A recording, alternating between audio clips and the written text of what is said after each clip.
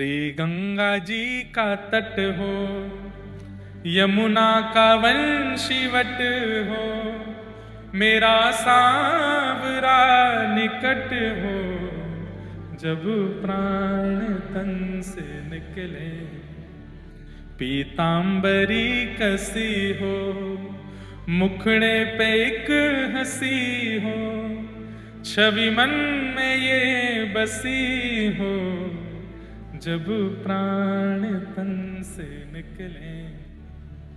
इतना तो कहना स्वामी, जब प्राण तन। मेरी प्रार्थना मान लीजिए, अपनी नित्य की दिनचर्या के प्रारंभ में जो आप अपनी आराधना करते हैं, ठाकुर जी की सेवा करते हैं, उनमें आप ठाकुर जी से प्रार्थना करते हैं कि नाथ मुझसे कोई अपवित्र क्रिया ना हो, मेरा दिन अच्छा जाए, मंगल जाए, सब बातें कहते हैं। अंत में एक बात और कहा कीजिए, नाथ जब प्राण जाए ना, उस समय कैसे भी करके वृंदावन हम पहुंच जाएं। हम वृंदावन में हो, यमुना जी के तट पर बैठे हों, खूब सुंदर प्रसाद पाली हो, गिरिराज जी की परिक्रमा हो गई हो, राधा रमण लाल, राधा वल्लभ लाल, श्री बिहारी जी चित्त में विराजमान हो, और वैष्णव रसिक संत हमारे सामने बैठे हों, उत्ताल कीर्तन चल रहा हो, हरे कृष्ण कृष्ण कृष्ण हरे हरे, हरे राम राम राम हरे हरे, युगल नाम चल रहा हो, राधे कृष्ण, और वो कानों से प्रवेश कर रहा हो, कानों से हरि नाम जा रहा हो, नेत्रों से दर्शन जा रहे हो, मुख से प्रसाद जा रहा हो, रोम रोम में ब्रज की रज जा रही हो, और उसी समय नाथ हमारे प्राण निकल जाएं, बस ये चाहिए हमें। नित्य मांगिए। कई बार बंधुओं, व्यक्ति का रुदन बता देता है कि किस कारण से रो रहा है। कोई व्यक्ति आपकी याद में रो रहा है, कोई व्यक्ति दर्द में रो रहा है, कोई व्यक्ति परेशानी में रो रहा है, कोई व्यक्ति चिड़चिड़ापन में रो रहा है, उसके रोने का तरीका बता देता है। हंसने के तरीके बता देते हैं कि व्यंग में हंस रहा है, प्रसन्नता में हंस रहा है, कि बनावटी हंस रहा है। हमारे पूज्य पिताजी कहते हैं कि व्यक्ति का मुखमंडल उसकी पूरी पहचान है। नेत्र, नासिका और मुस्कान, ये तीनों बता देते हैं कि व्यक्ति चिढ़ा हुआ है, प्रसन्न है, भक्त है, अभक्त है, स्वार्थी है, निस्वार्थी, सब पता चल जाता है।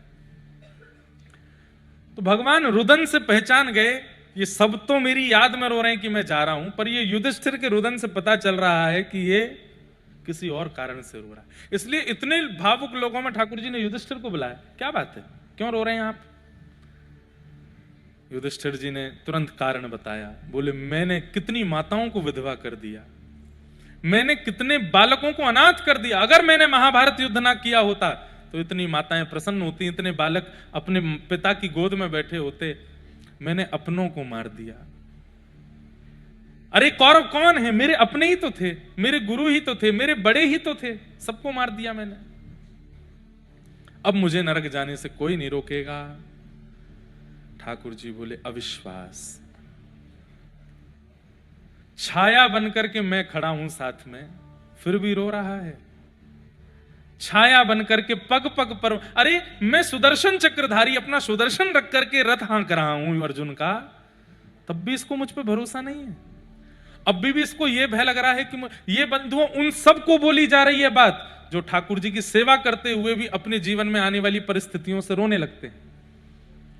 ठाकुर जी कहते हैं, महल छोड़ करके तेरे घर की एक छोटे से कोने में बैठा हूं मैं, किसके लिए? तेरे लिए, और तू फिर भी रो रहा है, क्योंकि अविश्वास है मेरे प्रति।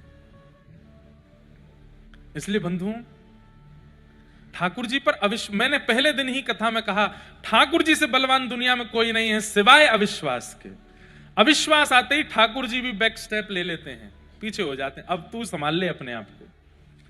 हम ये नहीं कहते कि हाथ पे हाथ धरे बैठे रहो, जीवन में आने वाली परिस्थिति से जूझिए, लड़िए, दिमाग लगाइए, जो कर सको करिए, पर विचलित मत होइए। कई बार टूट जाते हैं, हम भी टूट जाते हैं अपनी परिस्थितियों से, आप भी टूटते हैं, पर तुरंत संभालिए। ठाकुर जी बैठे हैं ना, सब मंगल करेंगे, इसमें मेरा मंगल ही होगा। इसीलिए आप मान लीजिए, अमंगल कार्य भी अगर होगा और आपने ये सोच लिया कि नहीं ठाकुर जी ने इसमें मेरा मंगल सोचा है, तो वो मंगल ही होगा। विश्वास अमंगल को मंगल में परिवर्तित कर देता है। जानकी नाथ सहाय करे जब, कौन बिगाड़ करे नर तेरो। जानकी नाथ सहाय करे जब कौन बिगाड़ करे नर तेरो। और जानकीनाथ सहाय करते कब है? जब व्यक्ति का आंख नाक कान सब बंद करके भरोसा है ठाकुर जी पे, ये सब संभाल लेंगे। ठीक है, गिरावटें आ रही हैं, मुश्किलें आ रही हैं, परेशानियां आ रही हैं, कोई बात नहीं, इसमें कोई मंगल ही होगा मेरा।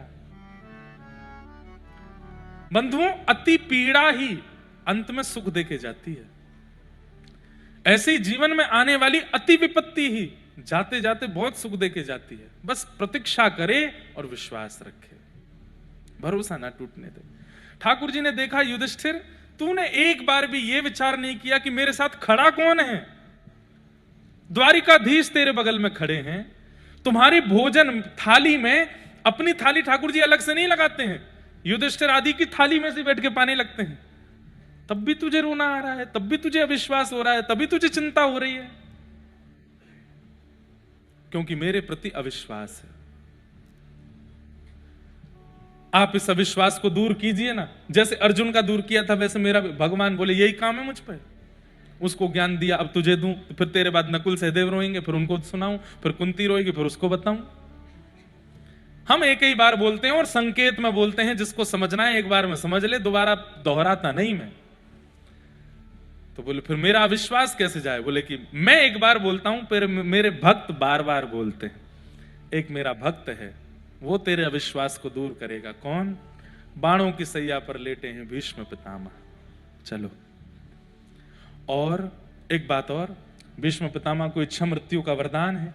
जब तक उनकी इच्छा नहीं होगी मर नहीं सकते, चाहे 20 से अलग हो जाएं। तो मृत्यु देवी सामने खड़ी है भीष्म पितामह के, और भीष्म पितामह से कह रही है मैं आऊं। भीष्म पितामह कह रहे हैं खबरदार, खड़ी रहे, बिल्कुल आना नहीं। कब तक नहीं आना? बोले जब तक श्याम सुंदर मेरे सामने ना आ जाएं, मैं उनको रूप को ना निहार लूं, अपने मन के भाव उनके चरणों में ना कह दूं, वो मुझे देख ले मैं उनको देख लूं, तब तक हे मृत्यु देवी आना नहीं। बंधुओं, ऐसी इच्छा मृत्यु हर वैष्णव को रखने की छूट है। आप आज से एक नियम बना लीजिए, हम ठाकुर जी से कुछ नहीं मांगेंगे, लेकिन एक बात मांगेंगे, क्या? कि नाथ, जब तक आप मेरे सामने आ ना जाओ, मृत्यु मेरा स्पर्श ना करे। मृत्यु आए ही तब जब आपके दर्शन हो जाएं। ये नित्य मांगना प्रारंभ कर दो। हनुमान जी से मांगो, शंकर जी से मांगो, अंबे मैया से मांगो, ठाकुर जी से मांगो, संतों से मांगो, वैष्णवों से मांगो। बोले जीवन में सुख दुख कर्म ये सब मैं निर्माण कर लूंगा, मेरा अंत मेरे हाथ में नहीं है, वो ठाकुर जी के हाथ में। इसलिए मैं अंत मांगता हूं कि ठाकुर जी की सन्निधि में अंत हो मेरा, और मुझे कुछ नहीं चाहिए। हम धन मांगते हैं ठाकुर जी से, ठाकुर जी कह रहे हैं पाम दिए, हाथ दिए, बुद्धि दिए, कमा ले। हम सुख मांगते हैं ठाकुर जी से, ठाकुर जी कह रहे हैं सब कुछ है तेरे पास, अपने आप निर्माण कर ले। सब कुछ निर्माण करने की सामर्थ्य हम सबके पास है, लेकिन अपने अंत को निर्माण करने की सामर्थ्य हमारे पास नहीं है। बहुत बड़ा डांसर था विश्व का, उसने अपने शरीर को सुंदर बनाने के लिए खूब कुछ किया, करोड़ों रुपया खर्च कर दिए, डॉक्टरों को बुला करके 24 घंटे एम्बुलेंस साथ में ही रखता था, लेकिन मृत्यु को टाल नहीं पाया। लोग कहते हैं वो सबसे शक्तिशाली देश है, वहां का राष्ट्रपति भी बुलेट प्रूफ गाड़ी में ही चलता है। क्यों? उसको पता है मृत्यु मेरे वश में नहीं है। लेकिन हरि नाम कहने वाले, राम नाम कहने वाले, ठाकुर जी का गुणगान कहने वाले कह सकते हैं कि मृत्यु भी मेरे वश में है, मैं चाह जाऊं तो तभी मेरी मृत्यु होगी। कितने नाम गिनाऊं आपको? धर्म सम्राट स्वामी श्री करपात्री जी महाराज अपने अंतिम समय से पूर्व, ठाकुर जी के धाम गमन से पूर्व, मैंने अपने पूज्य नाना जी से सुना, स्वयं मौन हो गए और सब शिष्यों को बता दिया कि अब क्षण आ रहा है। अपने जो अंतिम क्रियाएं सबको बता दी और मौन हो गए। उस मौन अवस्था में हमारे पूज्य नाना जी ने उनको जाके भागवत जी का पाठ सुनाया। कहते हैं स्वयं ही बता दिया पहले। हमारे पूज्य पिताजी महाराज के पूज्य गुरुदेव, मेरे दादा गुरुदेव, अनंत श्री विभूषित श्री भागवत के सचल विग्रह श्री रामानुज प्रपन्नाचार्य गुरु जी महाराज, क्षण अंतिम आ गया, लेकिन प्रतीक्षा कर रहे हैं कि जब तक मेरा शिष्य नहीं आएगा तब तक मैं प्राण नहीं त्यागूंगा।